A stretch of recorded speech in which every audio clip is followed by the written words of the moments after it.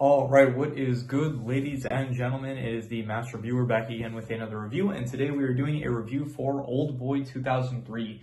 This is a viewer suggestion. This comes from Emil G3, so big shout out to Emil G3 for the viewer suggestion. And yeah, I'll just say this: I went into this with not really a lot of background. I heard it was a pretty famous movie, and reading the synopsis, I kind of had an idea of going into it. Okay, it's probably going to be this movie about the synopsis is basically a man is held captive for 15 years, and then he wakes up one day with a cell phone, money, clothing and stuff, and he has to find out who his captor is and what's going on and stuff. And I went into that thinking okay, it's gonna be a pretty straightforward team film, and then when you get into the ending part, Jesus Christ, that is a lot of plot twists that I did not see coming. So yeah, we are just going to get into it with the plot. So, like I said, the plot of the film is that basically you have this guy, the main character, Dae-soo. This is a Korean film, by the way. But it has English subtitles, which I watched it in, obviously, because I don't speak Korean or understand it. But you do have Dae-soo, who is the main character, and he's a drunk. The beginning of the actual movie is him at a police station, and he is causing trouble. He's causing a ruckus and stuff. He's very clearly, he's not got everything together. He's very drunk. A lot of people don't like him. It's stated at the beginning. And so he ends up, he's with his friend. I forgot the friend's name. All the characters here are, all the names are in Korean, so it's a bit difficult for me to remember the names. I think his name was it Park? No, it wasn't Park. Park was the villain. I don't remember his friend's name, but he has a friend that is with him, and then all of a sudden his friend, Dae-soo, he calls his wife and daughter for his daughter's birthday, and then his friend also speaks to them on the phone, basically saying happy birthday and stuff. And then when he turns around, he sees that Dae-soo is not with him anymore, and then it is shown that Dae-soo has been kidnapped. He is now at this place that he cannot get out of. He's in this room, and he is basically there for 15 years. In his time there, he starts kind of training and stuff. He starts getting stronger, trying to learn fighting techniques and stuff, even if he doesn't know if it'll actually help him when he gets out and stuff, and basically has a plan to actually escape on his own. But then after so he does kind of dig a tunnel kind of in order to get, not a tunnel, but he does dig a passage for him to escape. But then it's kind of it doesn't really matter, because in the end they just let him go from their own volition. So he ends up getting hypnotized. I'm going to talk about, so the movie is kind of non-linear, where it's you'll have events that happen, and then later on we'll see okay, this is the true meaning or intentions of these events, and why they happened, and how it happened and stuff. So I'm not gonna first talk about it. I'm just gonna talk about what actually happens, and not our understanding of the first time around. So this is gonna be a bit out of order how I'm gonna explain this, but basically I'm going to actually just cut to the end, basically, of the spoilers alert for anyone that doesn't want spoilers for the ending of the film. But basically, it is revealed at the end that Lee Woo-jin, who was Dae-soo's, they were former classmates. They went to Oldboy, whatever high school it was called, something that's it's why their name of the movie is Oldboy. It's named after the high school that they went to. So it is revealed that Lee Woo-jin was having an incestuous relationship with his sister Lee Soo. When I was watching this, I was thinking okay, probably the reveal is going to be that Dae-soo, they mentioned that he had a lot of women that he was with, slept with and stuff. So I thought it was going to be Dae-soo, he was going to maybe he was going to be dating Lee Soo, and then maybe they break up or something, and then because Dae-soo didn't take responsibility for, I don't know, maybe he got her pregnant or something, and then he doesn't want to take care of the child. So then Lee Soo, out of fear, she ends up committing suicide, and then Lee Woo-jin, the whole thing was just going to be he's going after revenge because his sister died at the hands of Dae-soo, because he didn't take responsibility. I thought that was going to be where this movie was heading, and I was completely wrong. This goes in a completely different scenario. Like I said, it ends up revealing that. It is end up being revealed that Lee Woo-jin and Lee Soo had an incestuous relationship going on, which I did not see coming. And then an even bigger reveal after that, it's revealed that Lee Woo-jin, in his whole revenge thing, was actually that he orchestrated through hypnosis that Dae-soo, and I haven't mentioned her up until this point, but Mido, she is the I guess the deuteragonist of the film. She is the person that initially takes in Dae-soo after they meet at a restaurant, and then she's kind of taking care of him and stuff, and then they end up becoming lovers. And then this was a huge plot twist for me, honestly, one of the biggest plot twists I've seen in a while. I did not see it coming, but it's that it ended up being revealed that Mido is actually Dae-soo's daughter. So the whole basically Lee Woo-jin, his revenge was basically, okay, I'm going to lock him there for 15 years, then I'm going to orchestrate it basically so that they fall in love with each other, and then so they end up sleeping together. So really, like at first, like you're watching the scenes first in the movie, and then you're thinking like, okay, fine, it's just standard like the explicit scenes and stuff, but it's like, fine, they're lovers and stuff. And then you get to the reveal at the end, and it's like you rethink out like all the stuff that happened earlier on, and man, that is just I don't really know what to say about it, to be honest. So. But yeah, so that is basically, I like skipped some stuff in the middle. There was like some Yakuza guys that I think were, I don't know if they're Yakuza, if it is Korean, but there were gangsters that were after Daisuo, and because he did train, like there are like fight scenes where he fights characters and stuff, and basically most of the film is him just trying to find out, like, he finds out eventually Li Wujin was the one that captured him, but then he's also trying to find out, like, he has the opportunity to kill him, but then he's like, okay, he wants to know why he was captured for 15 years. So a lot of the film is Daisuo kind of like putting together the puzzle pieces of like why he was captured and like what's the reason that Li Wujin has a grudge against him and stuff. So,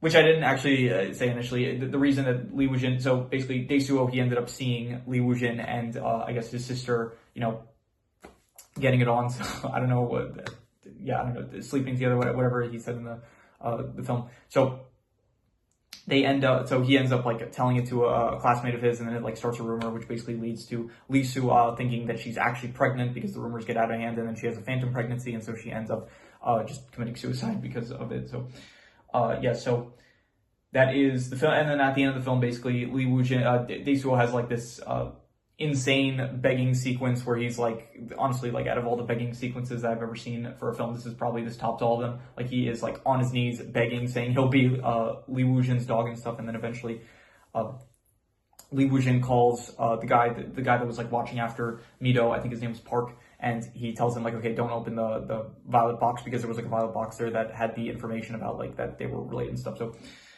and then Daisuo, he presses like a thing that he thought up until this point was supposed to shut off Li Wujin's heart pacemaker, and so, but it ends up just playing the recording of him and Mido, sleeping together. So yeah, and so from there, what happens? Let me remember. So then he goes to see the hypnotist that ended up hypnotizing him and Mido in the first place, and then he asks her to hypnotize him into forgetting. So it's kind of weird. I think, so from what I understood from watching it just now, like I just finished it, like I think about like 10 minutes ago. So from what I understood from the ending, I don't know if I think they're still lovers, because I don't think they explicitly said otherwise. But I was wondering, like, okay, is it, like, I understood that it's an ambiguous ending, whether or not, like, I looked up what the actual, like, ending, like, I was like, okay, I'm a bit unclear about this, so I wanted to get, like, to confirm what I thought was going on, and it wasn't exactly. I thought like the ending was that basically he erases memories, but we're not told which memories, so then we don't know if he erased the memories of Mido being his daughter or of Mido being his lover, and so we're just kind of left with an ambiguous ending. But I think it's actually that he did erase the memories of her being his daughter, and then the ambiguity comes from like at the end he like kind of smiles, and then but it's like a smile that kind of turns into a frown a bit, so we're not sure if he actually forgot all the memories. So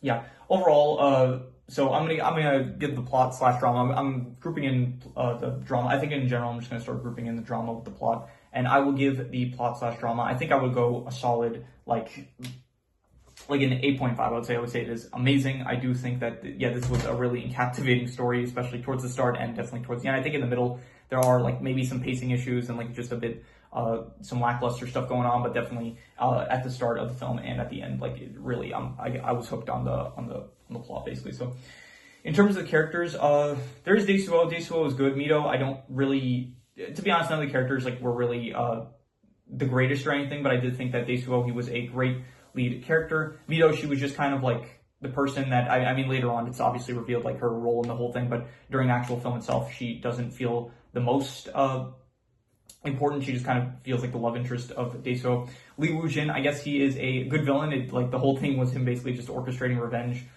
because Daisuo ended up leading to the death of his sister. So besides them, there is Li Sua, who is the sister of Li Wujin, and there's Park, who Park I think is just one of the guys that was, basically everyone else is just kind of someone that was working for Li Wujin that was helping out with orchestrating Li Wujin's plan.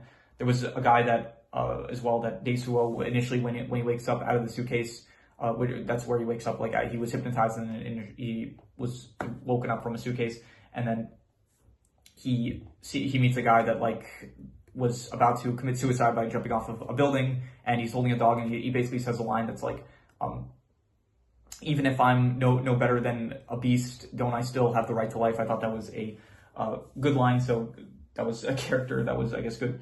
And then, yeah, but it's basically just the three main characters, Mito, Daisuo, Li Wujin, and then some other characters. There's also like the friend of Daisuo that we saw at the very beginning of the film that ends up showing up later on, that ends up dying at the hands of Li Wujin. And there are, again, just some other characters that are helping out Li Wujin with his plot. So in terms of characters, I'm going to go like I'll go like a 6 out of 10. I'll say it's like above average, but I don't know, I don't know. I more so like the plot that these characters are involved with rather than the characters themselves, I'll say. So in terms of the settings, it takes place in Korea, and there's not really, I mean, I guess there is the place that Daisuo is captured for, I guess, 15 years, as well as the high school that they went to, and the final confrontation area up at the penthouse. All of it, I would say, is like, I'll go decent. I don't really care for any of it too much.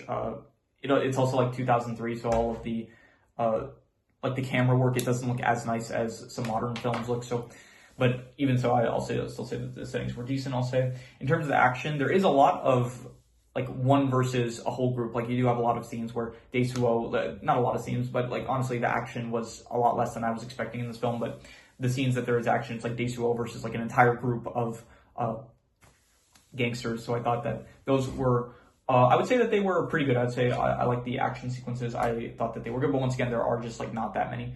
So I'm not gonna give it a pretty good. I'm just gonna say good, a 6.5. I'll say for the action, because again, there just isn't that much action. I was kind of hoping for a bit more. I thought this would be a bit more like, I don't know, I thought it was gonna be like a bit more akin to John Wick or something like that, one of those kind of films. And I mean, it is in a sense, but it is also just like very much, it's more focused on the mystery aspects, which, by the way, I didn't actually include mystery as one of the categories, so I'm thinking it is a mystery. I'm going to include mystery right now because it is definitely I'll do mystery / thriller, I guess / drama. I guess we can group the drama for those.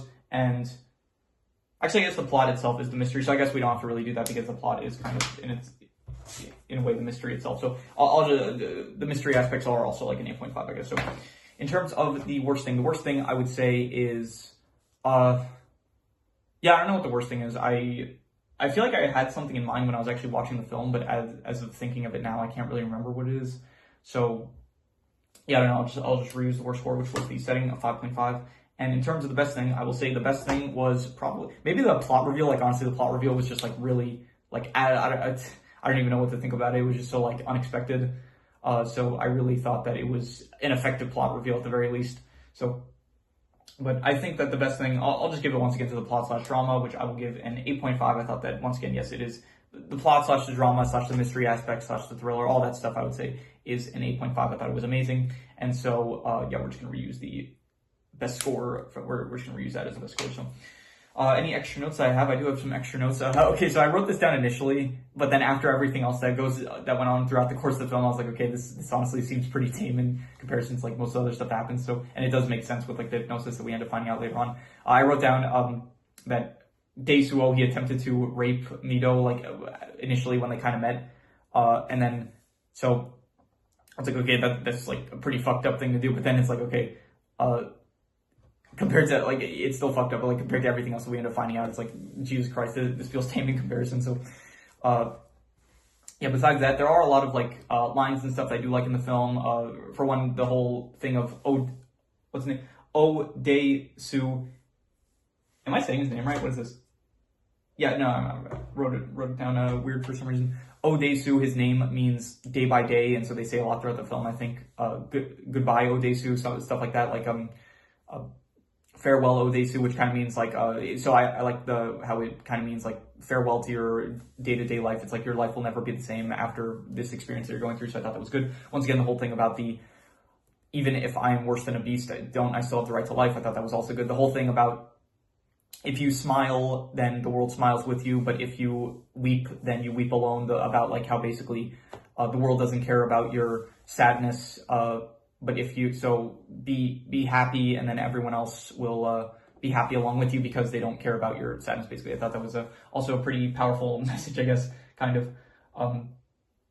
So yeah, I thought that all the themes and stuff, I guess, were pretty good as well. So yeah, that is all the extra notes and score. So I'm going to do the calculations. So King Crimson. All right, so it ends up coming out to exactly a 6.75, which would be between good and pretty good. And I think I would give higher than that. I think I would probably give this I'd say like an 8 out of 10. I would say that it was a great movie. I thought that, yeah, definitely, I would say 8 out of 10. I enjoyed it. I thought it was great. I do think also, I didn't mention this, but I did think that maybe it could have been like cut down a bit, like maybe just trim some fat, like maybe some stuff towards the middle could have been like shortened out. Maybe some of the pacing could have been a bit better. But overall, I would still say it was a great film, 8 out of 10. So yeah, once again, big shout out to Emil G3 for the suggestion. Really do appreciate it. Anyone that has any suggestions, any shows, movies, anime, manga, video game stories, web series, all that good stuff, leave it in the comments and I will maybe possibly check it out. With that said, that is pretty much all there is to it, so let's leave it at that.